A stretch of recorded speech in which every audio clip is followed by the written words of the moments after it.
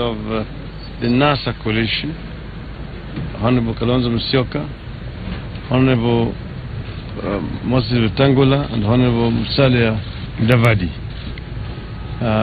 We have raised a number of issues of importance to us and of concern, not just to NASA but to the country generally. You have prepared a memorandum which you have handed over to the Commission, detailing issues of concern to us. Some of the matters that we discussed about was civic education, ongoing voter registration exercise, issues of security, in register of the voters, in other words, integrity of that register, and issues of monitoring the elections, and several other issues. So we have ventilated a number of these critical issues, and we've reached some understanding. There are issues which the Commission is going to consider, and also other issues which we as stakeholders are going to deal with. There is need for consultations with major stakeholders, the Jubilee Coalition, the Jubilee Party, NASA Coalition, and also other political parties which are not part of this. So this is provided for in law, and the Commission is going to deal with this. So it was a useful meeting, and we've agreed that there are going to be continuous consultations, not maybe at this level, but at the other technical levels, so that any misunderstanding, fears, and concerns can be addressed. Thank you. Thank you, Mr. Chairman. Yep. Members of the media, good afternoon. I want to inform you that I and my commissioners, as part of our stakeholder engagement, which provided for, yesterday we were at State House to meet the head of state as part of that stakeholder engagement. We have also met the members of the foreign missions, the donor communities, and the ambassadors from Europe, USA, and other countries. We have also met the political parties liaison committee. We started off also with the religious leaders. So we want to reach out to all parties who are stakeholders in the elections. And this coming here today is part of that outreach activity to engage the stakeholders. We want to involve everybody in the process. We have listened to what NASA has to say. We have discussed some of the issues.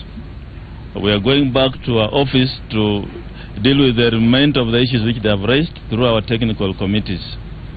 So yes, this is important for us as a commission because we are committed to deliver a free, fair and credible election come August 8th this year. And I want to thank the NASA team for the good engagement. We have had fruitful discussions, and we shall continue to do so. And our doors are open as a commission. We have informed them that our doors are open. If there are any issues, please engage us so that we can move forward together. Thank you very much, and have a lovely afternoon. Congratulations.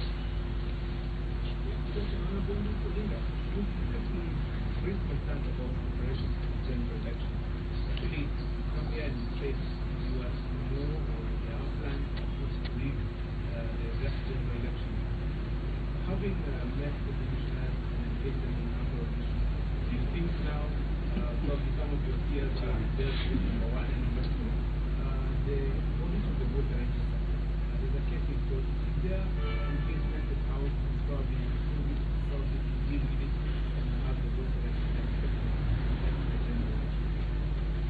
Yes, Yes, we have in the past raised concerns about what we consider to be irregularities in terms of preparation for the elections.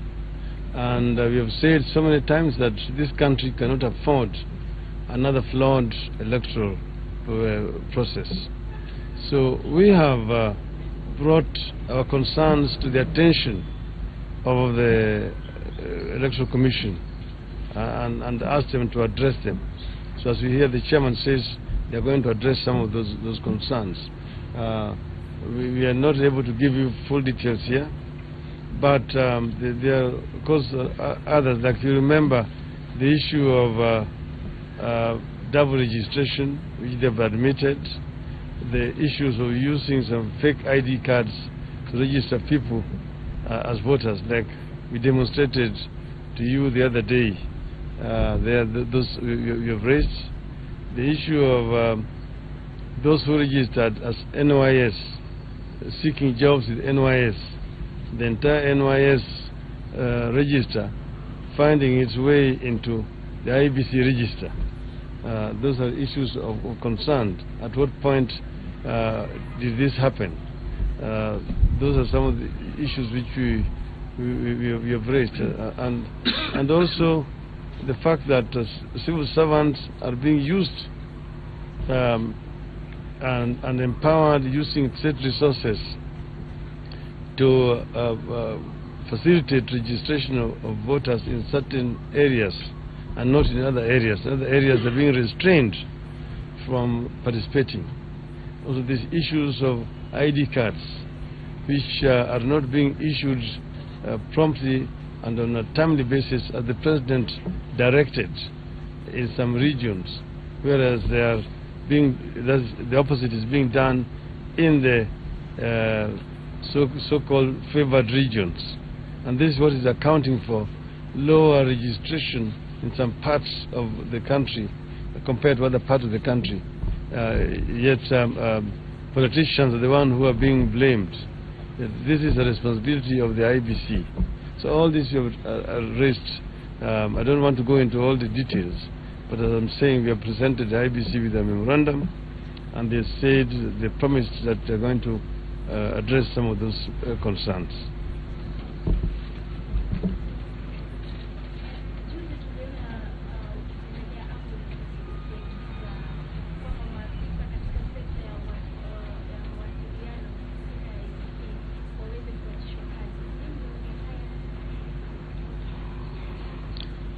Tumesema kwanza, tuseme tumekuwa leo na mkutano na tume ya uchaguzi. Sisi kama washikadau kwa uchaguzi tuna furaha ya kwamba wamekuja na tumepata fursa ya kuwaeleza yale ambayo sisi tunaona kama changamoto katika hii uchaguzi ambayo inayokuja. Tumewaambia yale ambayo sisi tunafikiria inaweza kuleta nuksi katika uchaguzi inayokuja, na sasa ni jukumu lao.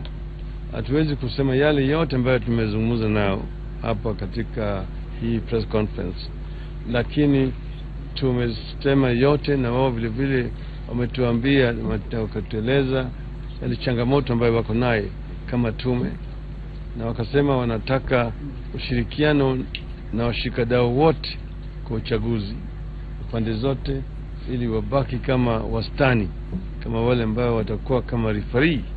Na tumemwambia hatutaki kuona kama wamevaa nguo ya timu yoyote, wanakaa hapo katikati.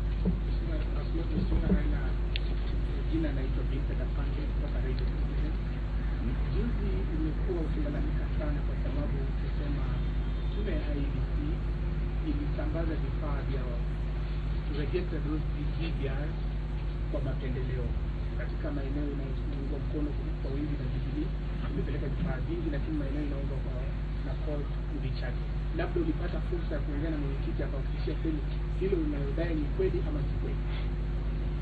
Lakini hiyo sio mimi, lakini waliona Jubilee juzi wakilalamika ati tume ilipeleka vifaa vingi zaidi kwa eneo za code kuliko wao. Yule mkurugenzi wa Jubilee Bwana Tuju ndani. Yale ambayo tumesema ni ya kwamba mambo ya kupeana vitambulisho haifanyi kwa njia ya haraka kama vile rais alikuwa ameamuru kwenye zingine ambayo wanasema sio, hawana wafuasi wengi wao kama Jubilee. Tena tumeona kama machifu wanapewa pesa ya kupiga simu kuuliza watu wajitokeze na waende wajiandikishe kama wapigaji kura. Tumeona kama watumishi wa umma wametoka katika kazi hiyo, wanaenda sasa kila mahali.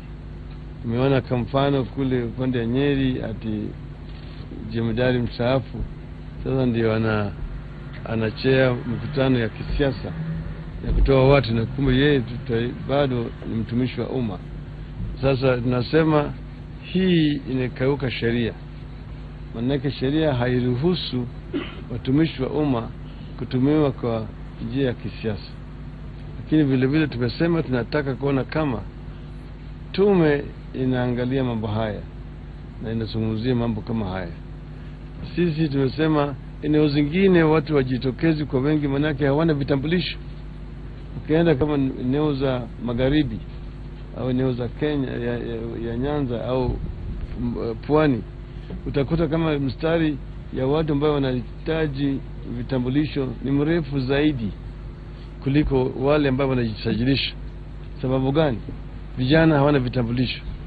So upande mwingine nyenye unasema kama alishabali, eneo zingine za Raila watu wajitokeza zaidi, lakini watu wangu wanajitokeza namna gani na hawana vitambulisho? Na vitambulisho imekaliwa hapa na mtu mmoja anaitwa nani? Kimodo. Kimodo. Bwana Kimodo ndiye amekalia hizi vitambulisho. Kwa hivyo sisi tunataka kuona kama uchaguzi inafanyika kwa njia ya haki na ukweli.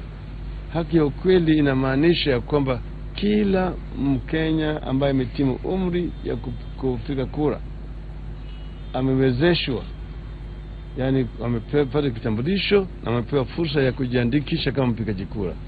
Hiyo ndio itahakikisha kwamba Wakenya wanaenda kwa hiyo uchaguzi kama uwanja iko wazi na iko sawa. My name is Enoch Sikoli. I report for NTV. Now, probably I would like the chairman of IBC to answer this question. That's for you. The opposition, a key player in Kenya's election, raised fundamental issues. One of the issues they raised is that a former cabinet secretary who also worked as an official of the electoral body was being used to manipulate records at IBC. And though you've come in this time, but you've talked with them, but even before that, probably you are looking at those allegations that are not just allegations that cannot be brushed aside. So my question to you is, have you looked into them? And also the ICT department, which they've raised that probably or might be used. Have you looked into them? And when do you are likely to see any action or your response? Yeah, thank you. The issue of former cabinet secretary, that issue has not reached my desk. What I try to do is respond to correspondence which reaches me on my desk. If it is correspondence dealing with the social media, we also have a way of dealing with it. But perhaps it could be part of the document which I'm carrying. I've not read it. There are a lot of things which NASA has put in writing. We shall go and look at them. If it's part of the questions in that document, we shall deal with it. But I want to just say this, as a commission, yes, we are new in office, but we are committed to the work. We are looking at all systems in place which are currently there to ensure that there are no loopholes in whether it's the issue of ICT or any other issue, whether it's procurement or other areas, human resource. When are we likely to have a response that actually you looked at the issues, especially that issue, because it has been in the media? I guess you watch TV, I guess you read newspapers. Okay, you're saying a former cabinet secretary interfering with the IBC now? And also the ICT department like being compromised. Now, what I want to say is this. We have moved in, we are looking at all systems, and as you can see, since we went in office, we came out and said, look, there's a problem with the register. And we owned the problem, and we are dealing with the problem. Now, if there's any other problem, I can assure you, anything that interferes with the proper progress being made towards the elections, we shall deal with it. You know, there are a lot of things which we see here and there, but you see, if the issue is properly framed and given to me and my team, we shall deal with it. I hope you are the last. We took on a document. Thank you very much. Yep. Okay. Yes.